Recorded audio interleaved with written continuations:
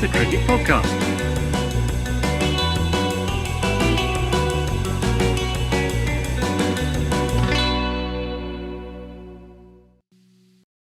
Hello, everyone, and welcome to the Cricket Podcast, where we're going to be talking about the T20 World Cup. It's the Super 12s, and things really heated up, and now they've started to simmer a little bit, and I think we kind of know what kind of dish we'll be eating in the semi-finals. Just braised the meat. We've braised the meat. Now we're just slowly cooking it to make sure it's nice and tender for the end. It looked like one of the teams that we thought we would be consuming in the semi-finals, that they'd been over-braised and that there was too much liquid involved in their cooking. Them being India. We're going to talk about some cricket, mainly India v Bangladesh and England v New Zealand, I think. And then we'll be talking about how a couple of the outsiders might get back into things. I'm Jack Hope. I'm joined by Max Rowe Brown. Max, I haven't spoken to you since you got back from Vegas. No, Vegas, baby. Talk Vegas, to me. baby. Yeah, no, it was good. It wasn't just Vegas. It was San Fran and LA. So there was a bit more culture in there, despite just depravity and bright lights. But it was good. It was a lot of fun. How much time were you in Vegas for? I think we had 4 days in Vegas, but one of those we went out to the Grand Canyon, and the other one was the music festival, which was the whole reason that we went to America in the first place. So yeah, only 2 days of proper gambly stuff. Did you win any money? I left with about as much as I arrived with and spent that's a lot. On gambling. So yeah, hold on, yeah, wait. Okay. So you arrived with say $1,000 for your trip? For gambling. Gambling. Okay. So you broke even. I made back on the my gambling money. Okay. Yeah, I didn't pay for the trip. That would have been something else. That is a shame. I was expecting like a big podcast slap up meal. Well, you just take us out of Christmas. We were talking about a Christmas show the other day. Max, we've got 2 cricket matches. We're going to talk about one of them, then we're going to talk about why people should become patrons, and then we're going to talk about the other one, and then we'll talk about the 2 games, which, frankly, mattered less. Mm-hmm. Which one do you want to start with? Well, why don't we start with the one that's just happened while it's fresh in the mind? All right. Do you have a summary, or do you want me to do it? I can summarise. Go for it. So, India facing Bangladesh to all but secure their place in the semi-finals, and we all thought it would be a pretty easy ride for them. And they came out with some intent. They KL Rahul apparently tried to smack everything, and in doing so, made a quick 50. Who would have thought that could happen? And Virat Kohli is back. That's the other bit of news from the India innings. Sky is really good. We knew that anyway. And despite sort of regular wickets, Bangladesh never really kept India under control, and they posted 184, which I think we all probably agreed would be beyond Bangladesh at any point. But out came Liton Das, perhaps with one eye on the weather. Who knows? They saw some rain on the horizon and thought they'd try and get ahead of DLS, and they very much did that after 6 overs. And we were wondering, weren't we? Would they get back on? Bangladesh was 17 ahead of the past score. Could this be the moment that everything turns back into a bubbly mess? But they did manage to get back on the pitch, fresh with their super soakers and slidey shoes. And ultimately, common sense prevailed, and Bangladesh never really managed to make it, and hurt particularly by Liton Das not being able to stand up. Yeah. I think there's a few things from this game. We'll probably do controversy in a little bit. But we should talk about let's do the good cricket bits first. Yeah. From an India point of view, in the first innings, I thought they batted pretty well. They got off to an incredibly ponderous start. Like it was really vintage KL Rahul. But then thanks to some iffy bowling. Edges. No, it was bad. It was poor bowling. He got going. There was an over with like a free hit and 2 sixes. Oh yeah. And that it was that back foot cover drive over the there was some good for cricket. 6 that set him off, wasn't it? That was good. So he performed. Then Kohli was quite good again. Then Sky showed that he's the best player in. He did his normal thing in the India team by miles again. And then it felt a little bit like India didn't quite get as many as they should have done. It wasn't dissimilar. We'll talk about England later. They ended up in mid 180s, and it felt like they should have got 200. And then you actually sort of thought about it in the context of the tournament and everything else, and 108 was quite a good score. So I think it just felt like they played better than the score they actually got. Bangladesh, they're quite light on the bowling front. It's actually, I don't think I saw either of their other two matches, so I hadn't had a good look at them in this tournament. The Fizz obviously pretty good. Taskin was pretty good, and Shakib bowled well. Then after that, it was they struggled with the other 8 overs. That's the problem, isn't it, with Bangladesh and their bowling attack, which is their strong suit, I suppose, when you look at their lineup. But they've got those 3 guys who are genuinely good, and people who are on the franchise circuit, and then you've got to find another 2 overs, not 2 sets of overs from the rest, and that's where, as we saw, it sort of can get away from them a bit against team with the class of India. Yeah, and then in response, Litton Das destroyed India. He played the best innings of the tournament. There's no. It was really clear that Bangladesh had actually looked into what they needed from a DLS point of view, and Litton Das just had one of those days that sometimes you have, and battered India. He made them look like park bowlers. It was genuinely incredible how fluently he was playing. And it felt like that Bangladesh was sort of going to cruise to victory. It was nuts. It was nuts. It was nuts. I think at the time, I'm going to get the scorecard up now. I remember messaging our WhatsApp group and being like, Litton Das is on 56 and the other guy's on 3. I think so. When Litton Das is out, it wasn't a quick 3 either. When Litton Das was out on 68. But for 460 rather, Bangladesh were on 68, and I think that included a leg by and a wide. So it was a couple of wides. Yeah, it was really a one-man show. I want to make it clear that he was genuinely fantastic, and that this innings was amazing, and that he should be man of the match if he wasn't, and that it's a real shame that we didn't get to see it play out. With the rain, we can't do anything about the rain. But before we talk about the controversy, I think we should say all those things. And it was so funny at the other end that Shanto literally wasn't even trying to score runs. He was on 2 off 10. Yeah, it was 3 off 16 or something, wasn't it? It was an abomination. Well, there were a couple of innings like this. I mean, it was. I think KL Rahul at one point was on no runs off quite a lot of balls, and then got 40 in 12 or something mad like that. it completely flipped round.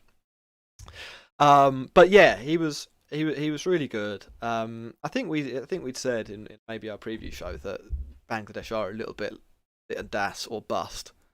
And he was good, and it looked like they were going to be Litton Das. It looked like it was going to be a Litton Das day. Then they go off for rain.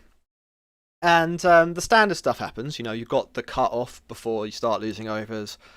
It was hosing down. It rained a lot overnight. It did look at one point like it could sort of be over because it was, it was genuinely hosing, and they went past the point. It was still raining at the point when they said they were going to lose overs. And you lose an over, I think it's every 4 minutes and 15 seconds or something like I can't remember. It was 4:15 or 4 minutes 30. Went through a few of that, and then the rain stopped, and the umpires were just like, "We're going to play now." And then Litton Das is out, run out. Well, he falls over, doesn't he? The next ball, and then is trying to turn for a 2 and slips. Hurts his wrist. Yeah. When did he hurt his wrist? I don't know. I mean, Shakib was obviously angry that Bangladesh were being asked to play on, and you could see why. I think there's sort of 2 sides to this, aren't there? One, arguably, it's more dangerous to be a fielder. I don't know if it actually is, but there are more fielders, so there's more people that can get hurt. I feel like it probably is more dangerous to be a batter because you are the person who has to turn the most. But because there are more fielders, I don't know. You have to see how. I'm not sure how that quite works out. But Shakib didn't want to go back on. And then I think Litton Das falls over, and then it's I'm going to make a point about how bad this is and moan about my wrist. And then next ball does the same thing, but without quite falling over, sort of slips. And there's a great piece of fielding from KL Rahul. I mean, this should be acknowledged. We should say that. It was a great throw, and he's run out, and it felt, I think, quite hollow. No, I don't. It isn't really. Somebody in the chat's like, go and talk about loads of conspiracy theories. I'm not going to go down the conspiracy theory route, but I thought once that rain stopped, um, they didn't need to play any more overs to get the game in. Any more overs are obviously a bonus because then you get a better representation of a T20 match. So you do want to play the maximum number of overs. But I thought very evidently in the first two balls after the rain break, the pitch was not in a condition that actually was playable. Not dissimilar to the Zimbabwe South Africa game earlier in the that's the tournament, thing. That's what I was. where That's they what I made was gonna Zimbabwe say. play in the rain, Yeah. and one of their fast It's bowlers very- got injured.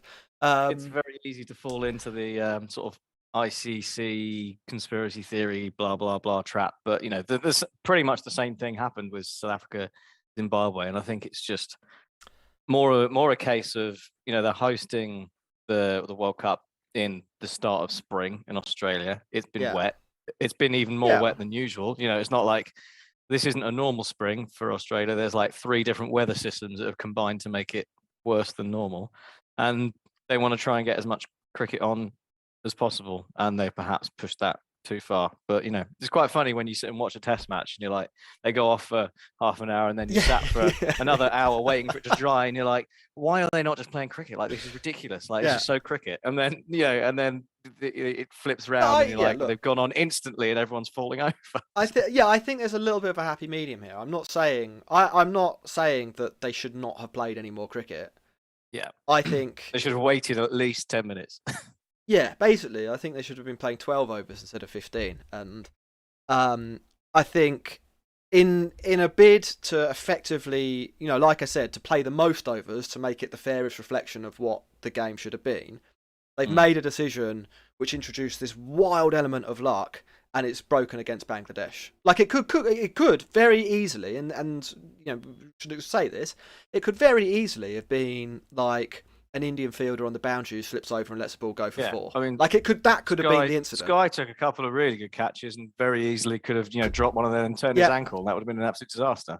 Or dropped it, could slip through his hands and hit him in the testicles, and he could be lying on the floor, and Bangladesh could have run 10 runs. Like something crazy like that could have gone down the other way, and I think that's why I thought it was a little bit.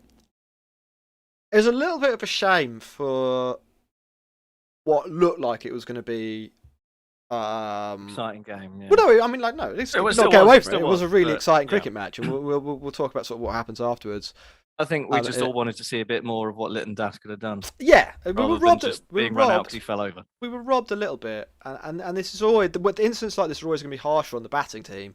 Because if you are a fielder and say you do fall over and the ball goes for 4 runs. Normally, there's going to be other opportunities to claw back the runs you have cost your team. When you're batting, if you fall over and someone runs you out because you fell over, you're out. While you're in the form of your life. That's the termination of your game. Yeah, and I think that's where it was. I think that's what sort of. That's probably why I wanted Bangladesh to win after, if I'm honest, after he was at not some anti-Indian bias, but I was like that. It does feel like they've been quite hardly done by here. It feels like they're a team that are often hardly done by, and it was like we just saw Litton Das play maybe the innings of the tournament so far, and it's cut short because effectively the ICC have asked the umpires to play in conditions where you probably shouldn't be playing cricket. And it goes back to the point that you made, that they're playing cricket in the spring in the south of Australia, which is cold. It was 12 degrees. I was listening to Norcross on the BBC comms, and he went for like a walk around the boundary and was just like, it feels Baltic. It's wet. There's a strong wind. Like you can't. He was like, I can barely feel the hand I'm holding the microphone with. It must be horrible fielding. If someone absolutely leathers one at you and you don't catch it properly. It's all really stupid that this has happened.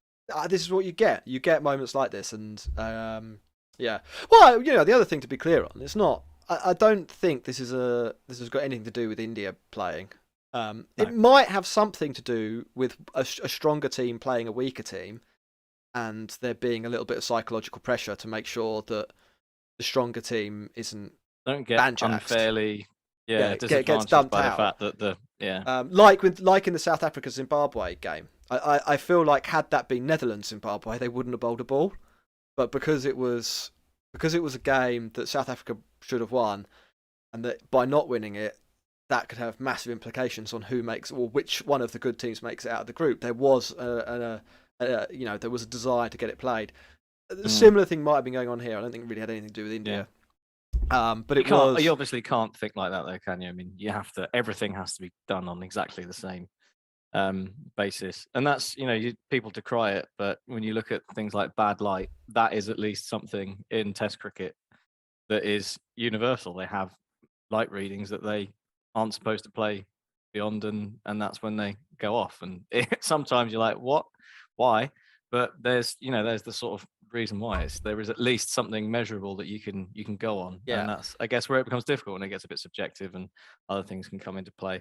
But I think, with all that aside, in terms of how the two teams played, deserved victory for India. Probably. I think we saw enough cricket in the end. The only thing is that the actual key turning point in the game is determined purely by chance. Like, and the reason it is determined purely by chance is because they should not have been on the pitch at that time. Yeah, like the ball could have slipped out of KL Rahul's hand, and he might not have been able to, and what would have been a perfect throw to run him out, lands on his feet, and everyone goes, "Ha ha, KL Rahul's rubbish. Look how rubbish he is." But like, that isn't what happened, and that's, I think, what is a little bit of a shame. Some people said the DLS score was too high. I wasn't too bothered by that. I think, what did Bangladesh need? It was maybe a little bit. They needed 9.5 and over for 10 overs with 10 wickets in hand. Maybe it should have been 8.5. Maybe there's maybe the value of having wickets in hand is not properly factored into that. Yeah, but then you also think about they've got to do 9.5 and over, not for 20 overs now, but actually just for another 9, was it? Which is measurably easier. So I think I don't think that's a massive factor. I didn't think there was that much. I think there was that much in it. After they got back on, we should finish off the good points from the game. Arshdeep was really, really good, wasn't he, Max? He was, yeah. You can see why he was the guy that was given the 4 overs as well. Bhuvi had already bowled 3, and Shami had bowled 2, so it might have been easy at that point to dish out the 4 over allotment to one of those two. But they went with Arshdeep because they clearly trust him as the finisher, and he did. He went for a few in the final over, but it was never really in danger. So I don't think you need to worry too much about that. And it was really in the couple of key overs in the middle when Bangladesh were up with the rate and they were still threatening, that he put the squeeze on and really made it a bit too much for Bangladesh to do with the sort of middle and lower order that they had. And I think he's just getting better and better, isn't he, as a player, as he's hit the ground running as an international cricketer. We've seen him in the IPL. We know about him. And he's doing it on the international stage. It's really nice to see. I mean, like, if he plays like this, they barely miss Bumrah as well, which was mad. Well, I mean, they obviously, if any team's going to miss Bumrah, but they maybe did. They could have him play, given and that it Bumrah wasn't swinging. They could have had him and Bumrah. That would have been crazy. So I think probably India deserve the victory there. I'd love to have seen what happened with Litton Das, and that's it, isn't it? We were. Results aside, we were robbed of a continuation of, something that was going really nicely. It still literally went down to the last ball of the game. Like, if it had been hit for 6, it would have gone to a super over. Which was credit to Bangladesh. I think that they actually didn't give up. Again, I gave them some tap on Sunday. We were talking about whether Bangladesh might make it through, and I said it would be a disgrace because I heard. Team. Dan Weston has sent a message obviously through. fired cheated him up a bit. Dan Weston sent a message through about the tattoo that you were going to try and make him get. Yes, and it was Tigers. It was looking like the tattoo might be in play. We were doing permutations at one point, and I think Bangladesh would still have had to beat Pakistan on the final day of the group. Entirely doable. But Pakistan, it's entirely doable. Now it seems like India will probably go win. It go on to win the match. Ram Reddy says fielding also not easy in wet conditions. The thing with fielding, and true, and that is true, but it isn't it isn't a catastrophe if you drop the ball. Well, not even if you drop the ball, it's bad. But like if you slip a little bit and it costs you a run. Yeah. The thing with Litton Das and Bangladesh and this shows the sort of what a poor team Bangladesh are as well. To be honest, Litton Das is out because they're playing in bad conditions. If he is not out, then the main narrative driver of the game gets to continue, and maybe they pull off like a famous win. As it is, the better cricket team won. The team that will be better to see in the semi-finals won. The team that over the 35 overs played the better cricket won. There's nothing to say as well that, like, if he doesn't slip and he gets in, that Arshdeep doesn't just get him out in a couple of overs anyway. It's but that would have been a satisfactory conclusion to his innings.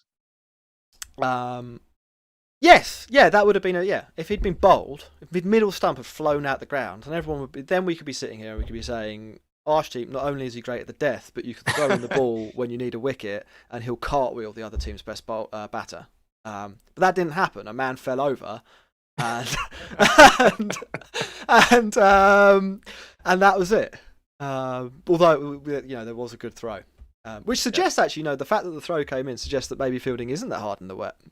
Maybe because the ball's extra greased. I don't really recall any issues. No, I don't really recall any issues. Nobody dropped a catch. Nobody did any misfielding. So maybe that's the conspiracy. Is that they watered the pitch. They dried up the outside, but not the middle bit.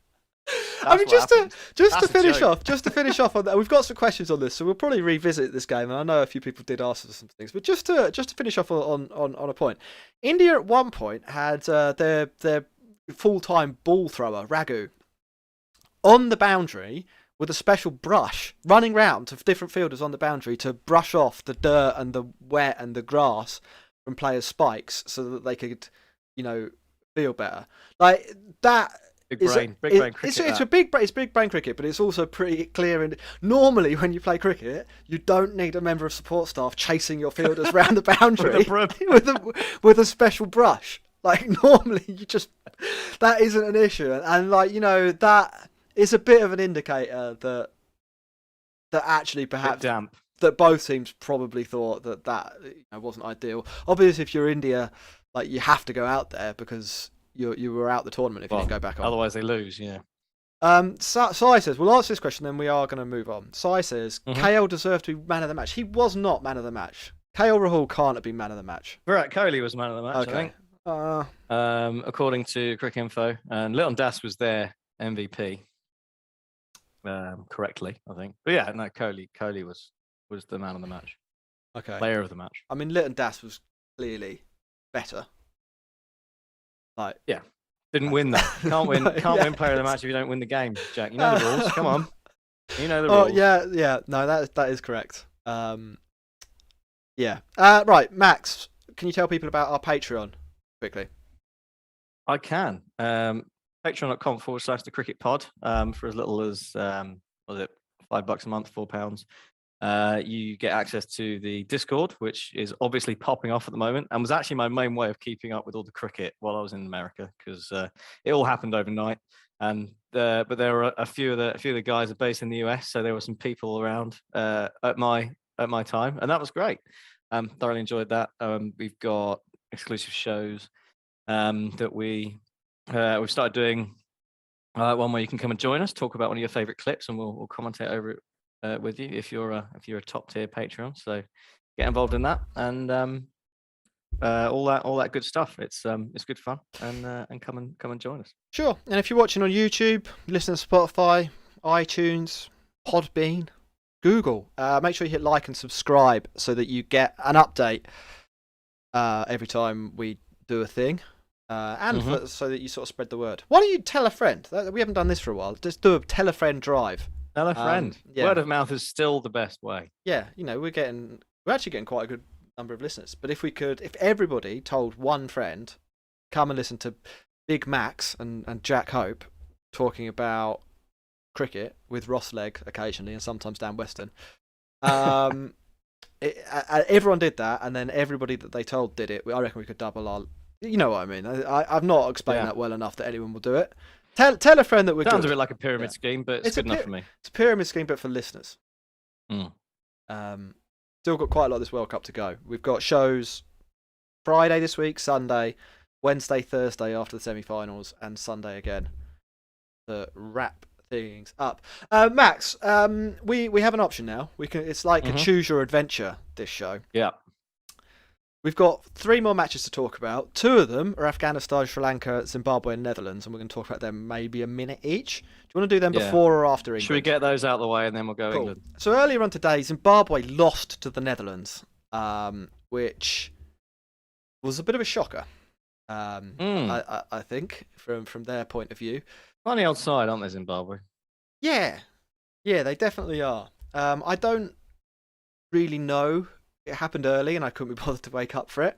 I don't really know how this happened. Max O'Dowd got a 50, Tom Cooper got 32, and Zimbabwe inexplicably were bowled out for 117. I suppose we did say a few times that Netherlands actually can bowl a bit. They're not. They're not. They're no mugs. Yeah, they're not mugs. They're actually a pretty decent bowling team.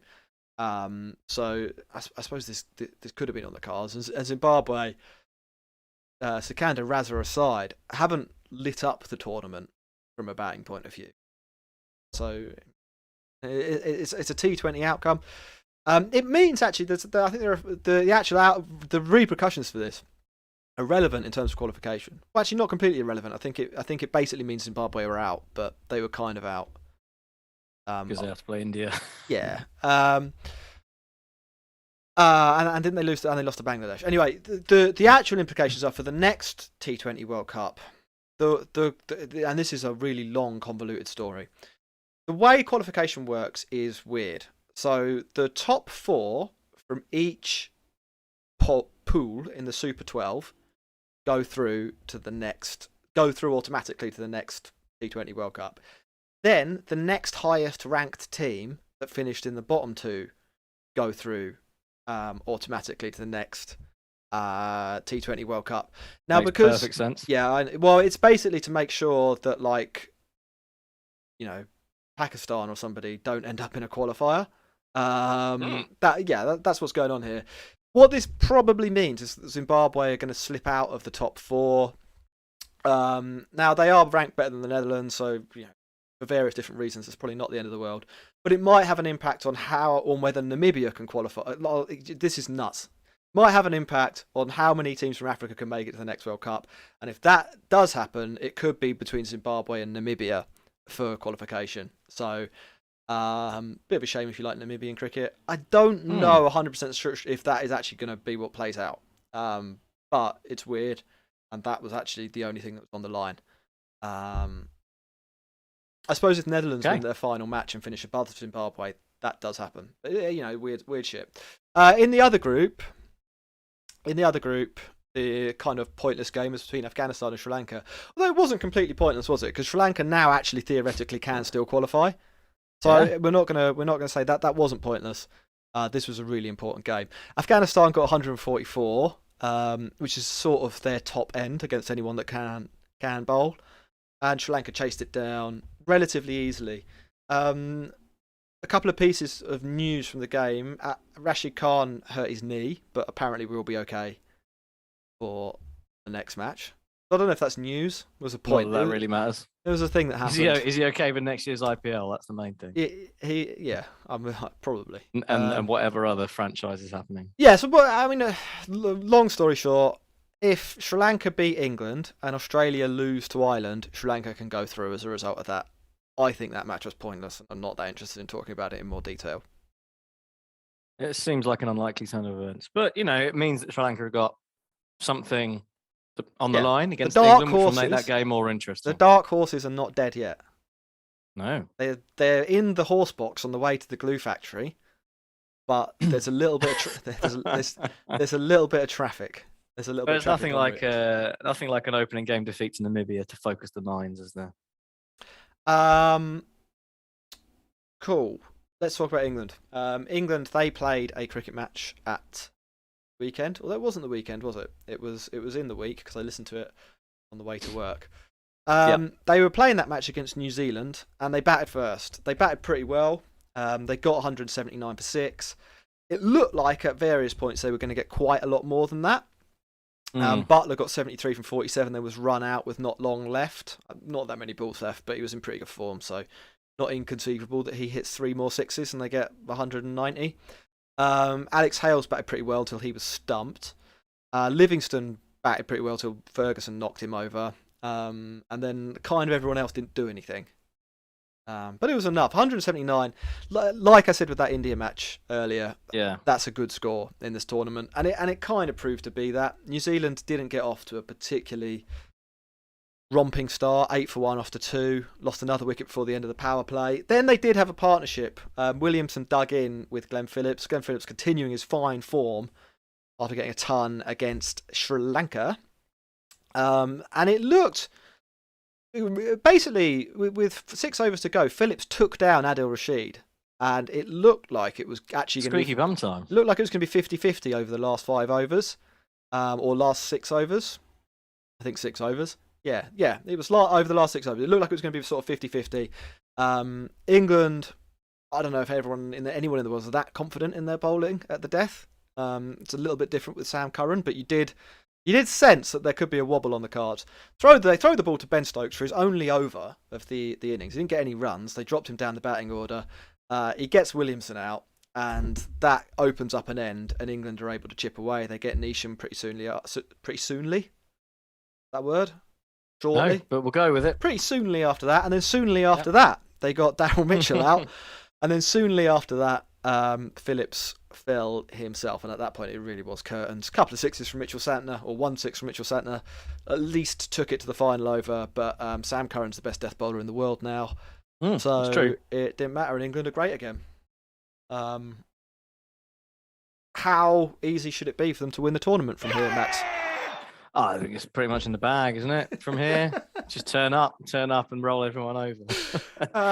It was nice to see a bit of the old England back, and I say a bit because it was a slightly different start to what we're used to, isn't it? I mean, we're normally used to England going all guns blazing and putting up record power plays and things, but it was a bit of a circumspect start. Joss Buttler took a while to get going. Alex Hales batted pretty quickly and pretty well at the start, but Joss Buttler took a bit of time to get going, and I think that is kind of what was needed on the pitch they were playing on, because there were quite a few reports from both sides saying that it was a little bit sticky. It wasn't ideal. There was we've seen so far in the tournament there's been some juice early on for the bowlers, and Trent Bolt's one of the best exponents of that. So seeing him off, not necessarily a bad move, and it did work. But if you're going to play like that, it does bring into question a little bit England's makeup of their batting lineup with Ben Stokes and David Malan. Malan ended up coming in at 8 and was basically pointless. And Stokes, got that wicket with the ball, but again, he came in at the end and when we were looking for some lusty blows and was content just to nurdle some 2s at the end. And it did leave you wondering whether you need both of those players in there if England are going to take a more circumspect start to the game. But, picking bones, I think. Yeah, I mean, I don't think it's the end of the world to have David Malan at number 8. In fact, I would be pretty confident in saying that David Malan is the best number 8. Number 8 in the world. Yeah, he might not be the best number 3 in the tournament. He might not even be the best number 3 in the England team, but he's definitely the best number 8 in the world. And you can't overestimate the value of that. He got 3 off 1 ball thanks to some pretty funny running. That's a good strike rate. I get what you mean. It does sometimes feel a little bit cluttered. England could do with like 1 more batter firing, I think, in this tournament. Well, I think what we're missing, right? We're missing Owen Morgan.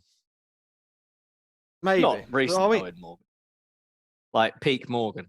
Well, I mean, every team would miss a guy that hit more sixes than anyone else in the world, wouldn't they? Yeah. But I mean, do you think you just sort of see? That's like saying Argentina are missing Maradona or something like that. Well, they are, aren't they? Let's be honest. Like, they've got Messi, but what else they got? Think about it. No, I mean, like we're just sort of like the balance of that side. You've got, I think, it's a little bit too much, I suppose, and sort of players that are really good at doing one thing, but perhaps don't have the ability to kind of change the way they play. Livingston will play one way. That's fine. David Malan will play one way. That's fine. But do we need someone else in there? And maybe Harry Brooks, the guy that can do that. But where there's someone who can either come in late and finish it quickly or rebuild. Right, so I don't think there's that much wrong with it. I think they need to be flexible, and I think they showed that they were happy to be flexible today. That's good. Or yesterday. Yeah, definitely. Like they screwed up the Ireland game by not sending in Livingston. Well, by probably not being aggressive enough and not telling the batters that there was going to be some rain, but potentially also by not sending in Moeen or Livingston early. In this match, they were 81 for 1 after 10. They send in Moeen, perfect time for Moeen to bat. He doesn't get any runs. Yeah. So like you can't always be a winner. I think that they did the right thing on this occasion. Yeah, definitely. And again, I think 179 for 6 in this tournament is worth 200 in most normal cricket. In every single game, we've seen the ball nip around early, apart from actually India today. And that has really suppressed the scores with the bat. And I think, if, when you're 81 for 1 with 10 overs to go, only scoring at 9 and over for the rest of the innings feels like a loss, but you still put up a 9.5 and over. You still put up a massive score, and New Zealand are not like they've played, in the matches they played unbelievably well against Australia, like the best that they could conceivably play. They had a rain off, and then Glenn Phillips played the best innings of his life to dig them out of a huge hole against Sri Lanka. They've had some pretty key performances that are not necessarily representative of how this team normally play. 180 for them to win is really top end of probably what they're going to get, unless somebody does something miraculous. They're still carrying some guys in this team that don't really do a lot. I mean, Kane Williamson, we can talk 40 or 40. What is that in this chase? It's 3 boundaries. That's really bad, isn't it? Daryl Mitchell. Go back to what we normally like to do, and to take those 40 balls and those 40 runs off the score and see what they had to do for the rest of it. I mean, to some extent, I think at the time it sort of worked because Glenn Phillips was going so quickly at the other end, and it was part of a partnership. For 20 balls maybe you can accept it, but for 40 balls, well, yeah, that's ludicrous. But then once he is out, England wrapped that game up really quickly because Neesham is not a very good number 5, and Daryl Mitchell is a pretty terrible number 6. You can ask Rajasthan Royals fans about that. And then Santa actually is an okay number 7. Ish Sodhi at number 8. There's no batting. I mean, if David Malan's the best number 8 in the world, Ish Sodhi. Yeah, and the England did wrap up the game pretty quickly. Sam Curran, he is going to be able to fucking write his own check, isn't he? At the next blank at the IPL auction. Like he's going to be absolutely minted. He was a useful T20 bowler and a pretty good T20 batter, and now he's a pretty good T20 batter and an elite death bowler. I expect that people will work him out a little bit. I don't really know what it is that is working for him right now, and so you see this a little bit with players. Timeout Mills had boundaries definitely help. Yeah, Timeout Mills had a little window, didn't he, where he was like, oh, he's unplayable at the death, and then people were like, oh no, you just do this thing, and now you can get 11 and over of him. So that might happen, but right now, he's going to walk into that auction as the most hot property on the table, isn't he? He's looking pretty good. I want to see him in there with golden sparkly shades and Hawaiian shirt, just rocking up sandals. Come on, get me. Yeah. Anything else from this match? We had a super chat from Ragachu, which has been retracted, but I did write it down, so thank you for that. Do we think the Aussies can make it through? I mean, that's the thing. The implications of this match are quite substantial because England win it, and they get a little bit of a net run rate boost, and that means, as the table stands, New Zealand are top with a insurmountable net run rate at the moment. Now, I think it is conceivable that New Zealand actually lose to Ireland.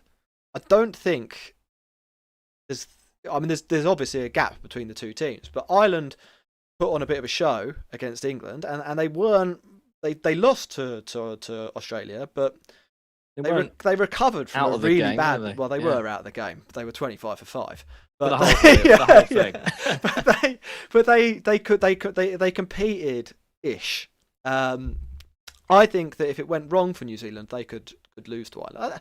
I still think New Zealand win 8 out of 10 matches against Ireland, but there's a 1 in 5 chance that happens. So their massive net run rate might not play into it. It might just mean that they finish top of the group. England in second place, they have a plus 0.5 net run rate, same number of points as New Zealand and Australia. They both won 2, lost 1, drawn 1, or no resulted 1. Australia are third, minus 0.3, with 5.2.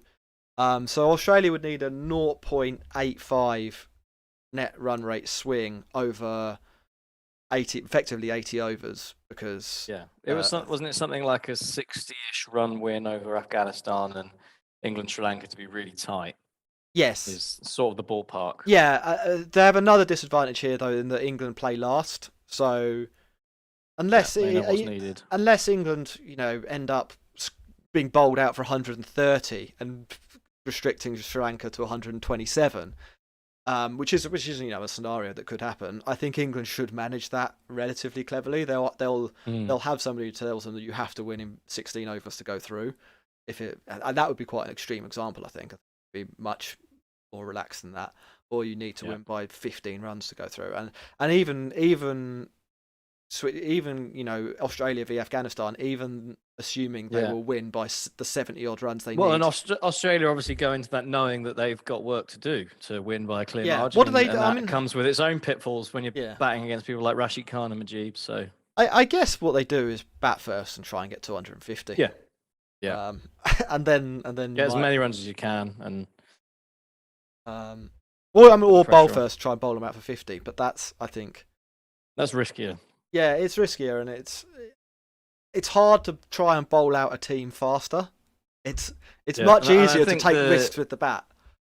Definitely, and I think the typical chasing bias hasn't really been there, has it, this tournament? Not really. So, I'm saying bat first and pile them on as much as you can, and put the pressure on Afghanistan and then England if you can, and hopefully it'll make for at least a semi-exciting finish to the Super 12s. Yep. Right, so we've got some questions from Twitter, and we'll run through them. What's the time? We'll go back to it. I've got you a cheese sandwich and go back to work.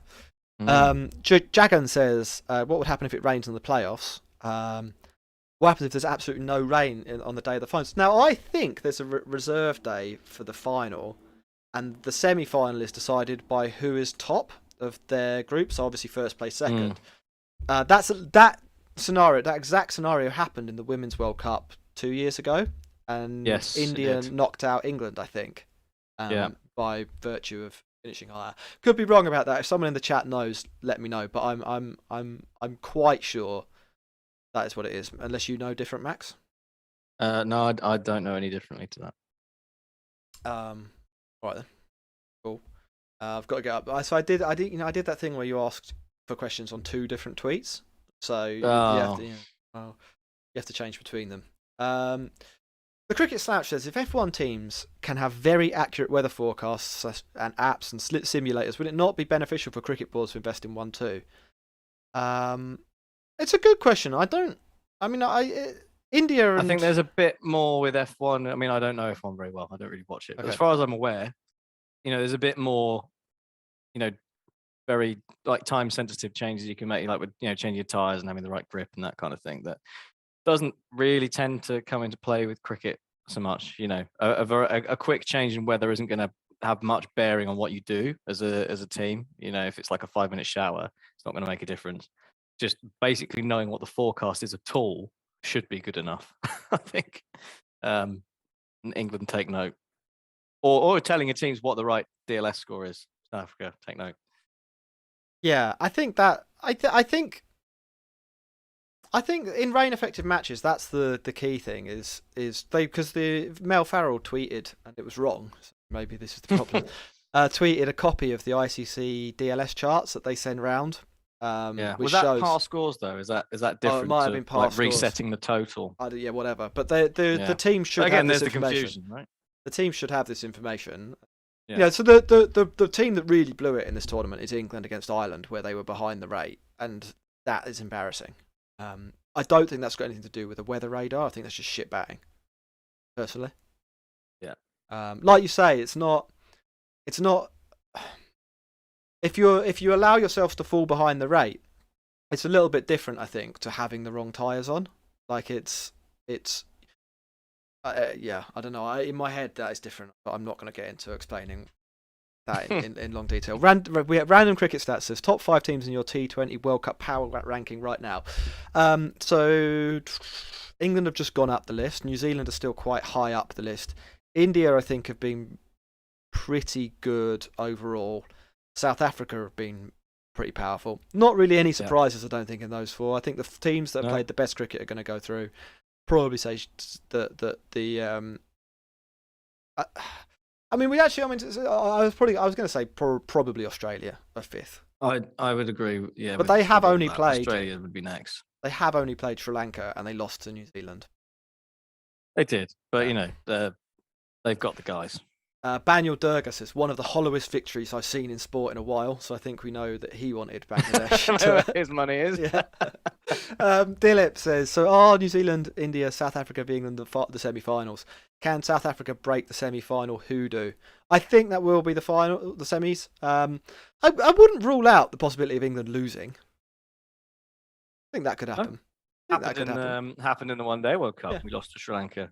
Yeah, entirely plausible. I think that's the biggest potential spanner in the works. I think that Sri Lanka actually could beat England. I can't see South Africa blowing up twice before getting there. I've said New Zealand could lose to Ireland, but I think it's much less likely. I think the most likely scenario is going to be New Zealand, South Africa, and England, India semi-finals, and I think South Africa could very much win that. Yeah. VJ says, why are India struggling so badly in this tournament, especially against a test playing team? Is the squad not good enough to play in Australian conditions? They were lucky to win the 2 matches they won so far. I don't know. I think that's a tricky one. I don't think that they necessarily struggled today. I think the rain...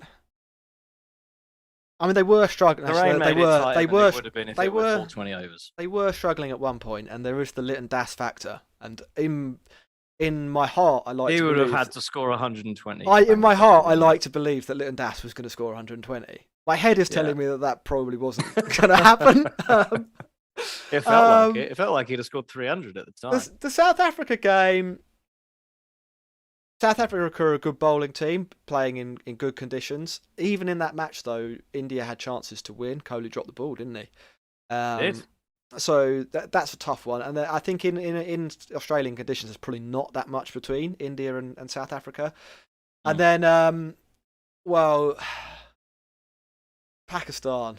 I don't know. I don't know if there is a reason. Else. I don't think India are struggling that much. I think they play pretty good cricket, and actually, when the chips have been down, I just think this tournament's been a bit of a lottery, and I mean, T20 is a lottery. This tournament's made it even more of a lottery with the weather and the rain and what the pitches have been like. And also, we have to remember that India are missing quite a few players. Bumrah's out, Harshal Patel's out, although hadn't been great in the lead up, but and Jadeja's out, so they're missing a few guys who have been pretty key to their T20 side, and I think their bowling attack's actually been really good, despite those guys that they're missing, and they look as impressive as anyone, I think. And that's Kohli's back. Kohli's back. And then people shouting at us about Litton Das falling over. Anand in the chat now. Today is the first time in world cricket history when a wet outfield and a wet ball helps the fielding side and the spinners, because it's India. That is the logic going round on cricket. I don't know if that is the logic that's going around on cricket. I think people are basically saying that it, like we have, that it is that there was a massive lucky break in India's favour because Bangladesh's best batter fell over because they couldn't wait 10 minutes to let the pitch dry, just the surface water dry a little bit, so that his spikes worked. Nobody was saying, "Oh, look how easy it is for Ashwin to bowl," as he was going for 9 and over, were they? That isn't what people were saying. It's a big lucky break went in Bangladesh against Bangladesh. And Sai says is a good way to end things, Max. Do you think this is the best T20 World Cup so far? Nah.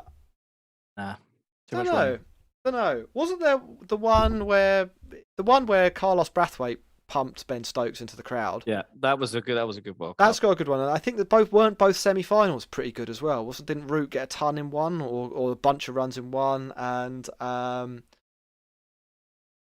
Kohli got some runs, but India lost in the other. I might have conflated two World Cups England here. went out. The one where England went out in the group stages after losing to Bangladesh was quite good as well. Yeah, If you weren't an England fan, yeah. I think, yeah, I think there's been far too much rain for this to be a top tier World Cup. Cool. Right, Max, we're going to wrap up now. If you are watching on YouTube or whatever, hit us a like, hit subscribe. If you're listening, like, subscribe. Send us some reviews. We've got like 330 odd Spotify reviews. Let's see if we can get to the 12 more we need for Friday's show. We'll be back lunchtime UK time on Friday.